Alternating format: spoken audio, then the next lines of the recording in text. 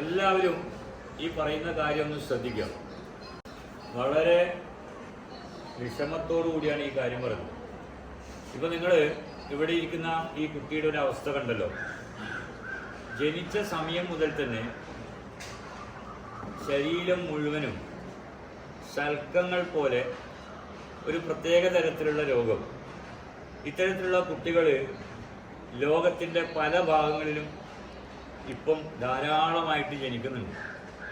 നമ്മുടെ കേരളത്തിൽ ഇത്തരത്തിലുള്ള ഒരുപാട് കുട്ടികളുണ്ട്.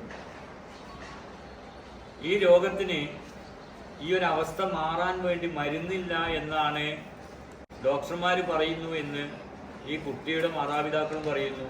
ഇതുപോലുള്ള കുട്ടികളുടെ മാതാപിതാക്കളും പറയുന്നു. ഇപ്പം വന്ന ഈ കുട്ടിയുടെ ഉമ്മാമയും അത് തന്നെ പറയുന്നു. അതിനോടൊപ്പം അവർ പറഞ്ഞ മറ്റൊരു കാര്യമാണ് എന്നെ സങ്കടപ്പെടുത്തിയത്.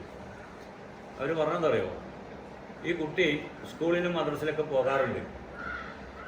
പോകുന്ന സമയത്ത് മറ്റ് കുട്ടികൾ ഈ കുട്ടിയെ തങ്ങളിലേക്ക് അടുപ്പിക്കുന്നില്ല എന്നാണ്, അകറ്റി നിർത്തുന്നു എന്നാണ്. അതുകൊണ്ട് ആ കുട്ടിക്ക് സ്കൂളിലും മദ്രസയിലൊന്നും പോകാൻ പറ്റുന്നില്ല എന്നാണ് ആ കുട്ടി പറഞ്ഞിരിക്കുന്നത്. നമ്മൾ മനസ്സിലാക്കാൻ വേണ്ടിയിട്ടാണ് ഞാനിപ്പോൾ ഈ കാര്യം പറയുന്നത്. നമ്മുടെയൊക്കെ മക്കള്, ചെറിയ കുട്ടികൾ 1-ാം ക്ലാസ്സിലും 2-ാം ക്ലാസ്സിലും അല്ലെങ്കിൽ 5-ലും 10-ലും പ്ലസ് 2-ലൊക്കെ പഠിക്കുന്ന കുട്ടികൾ നമുക്കുണ്ടെങ്കിൽ നമ്മൾ ആ കുട്ടികൾക്ക് ചില കാര്യങ്ങൾ പഠിപ്പിച്ചു കൊടുക്കേണ്ടതുണ്ട്. അതിൽ ഏറ്റവും പ്രധാനപ്പെട്ട കാര്യം എന്ന് പറയുന്നത്, ആ കുട്ടി പഠിക്കുന്ന വിദ്യാഭ്യാസ സ്ഥാപനത്തിലെ ആ കുട്ടിയോടൊപ്പം പഠിക്കുന്ന കുട്ടികളുമായിട്ട് നല്ല സൗഹൃദം സ്ഥാപിക്കണമെന്നാണ്. പലതരത്തിലുള്ള കുട്ടികളുണ്ടാവും ഒരേ സ്കൂളിൽ തന്നെ. വ്യത്യസ്ത വിഭാഗത്തിൽപ്പെട്ട, വ്യത്യസ്ത മതത്തിൽപ്പെട്ട, വ്യത്യസ്തങ്ങളായ രോഗമുള്ളവരും രോഗമില്ലാത്തവരുമായ കുട്ടികളുണ്ടാവും. അപ്പം ഇത്തരം കുട്ടികളോടൊക്കെ തന്നെ എല്ലാ കുട്ടികളും പരസ്പരം ഒത്തൊരുമിക്കണമെന്ന് മാതാപിതാക്കളായ നമ്മൾ വേണം കുട്ടികളെ പറഞ്ഞു പഠിപ്പിക്കാൻ.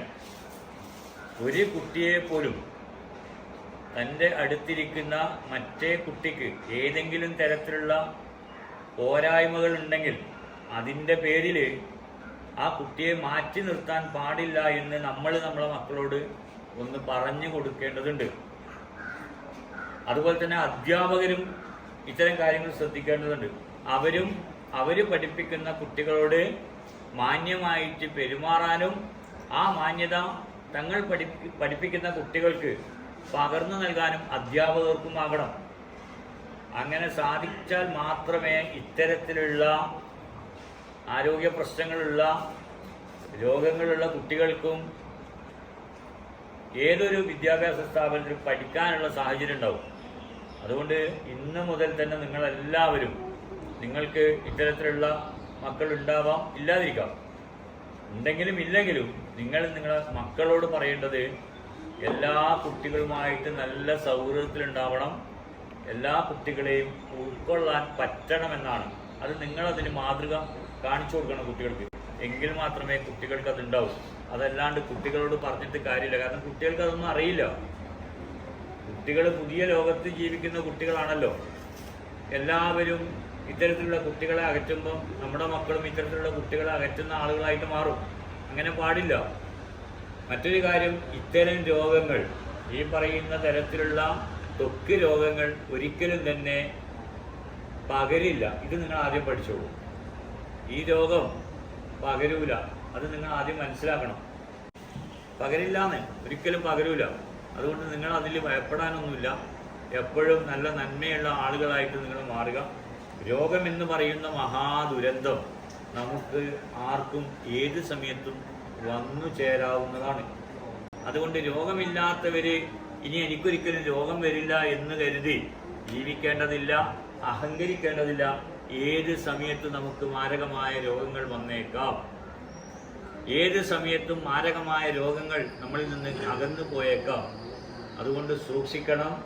ആരും തന്നെ ഒന്നിൻ്റെയും പേരിൽ ഒരാളെയും അകറ്റി നിർത്താൻ പാടില്ല. ഇത് എല്ലാവരും ഒന്ന് പ്രത്യേകം ശ്രദ്ധിക്കേണ്ടതാണ്. മോളെ ഇനി മാറും കേട്ടോ, കേട്ടോടോ, ബേജാറാക്കണ്ട, ശരിയാവും.